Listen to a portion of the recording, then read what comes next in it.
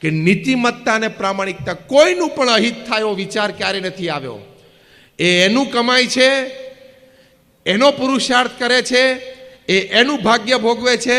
હું મારું કમાઉં છું, મારો પુરુષાર્થ છે અને હું મારું ભાગ્ય ભોગવું છું. એ છે, હું છું. કોઈની સાથે ઈર્ષ્યા રાખવાનો ભાવ ક્યાં આવ્યો આમાં? એક કૂતરું હોય એને પણ અડધી રોટલી માલિક રોજ નાખે તો એ માલિક આવે ત્યારે પૂંછડી પટપટાવે છે. તો સરકાર સામે એટલી તો પૂંછડી પટપટાવી જોઈએ ને કે લો તમારો આ ટેક્સ.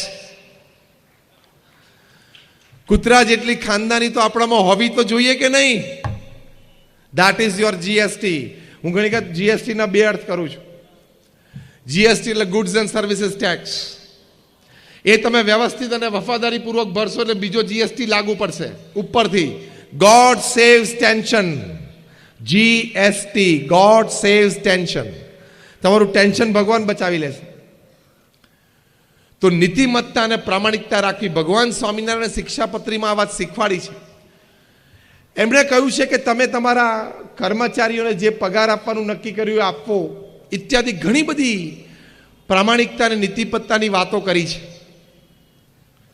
અને તમે જો પ્રામાણિક અને નીતિમત્તામાં રહેશો તો લોકો તમારી પાસે આવશે, કામ તમારી પાસે આવશે, પ્રોજેક્ટ તમારી પાસે ખેંચાશે, તમારી પર્સનાલિટી એવી બનશે.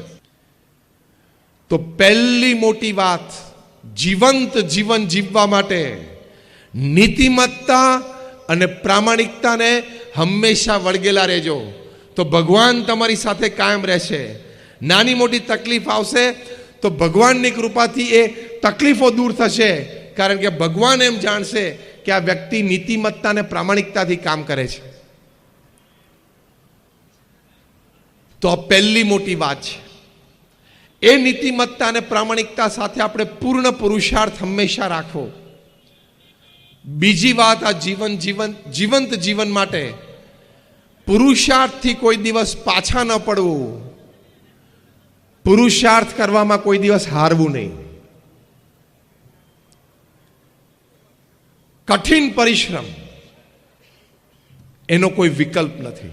There is no alternate to hard work. અત્યંત પુરુષ પ્રયત્ન કરવો એ મનુષ્યનું કર્તવ્ય છે. અને કર્તવ્યથી આગળ ડિગ્નિટી, ગૌરવ છે. અબ્રાહમ લિંકન એક સરસ વાત કરતા, એ પોતે કહેતા, એમને જ્યારે કહ્યું કે તમે થોડો આરામ તો કરો, ત્યારે એમણે કહ્યું કે હું મરીશ પછી આરામ જ છે ને. એકવાર આંખ બંધ થઈ પછી બધો આરામ જ છે. અંગ્રેજીમાં એક બહુ સરસ કહેવત છે, until I can run, I will run. જ્યાં સુધી હું દોડી શકું છું ને ત્યાં સુધી હું દોડીશ. When I can't run, I will walk. જ્યારે હું દોડી નહીં શકું ને ત્યારે હું ચાલીશ. અને when I can't walk, I will crawl, but I will not stop. અને જ્યારે હું ચાલી નહીં શકું ને ત્યારે હું ઢસડાતો આગળ જઈશ, પણ હું ઊભો નહીં રહું. ચાલવું એ મારી પ્રકૃતિ છે.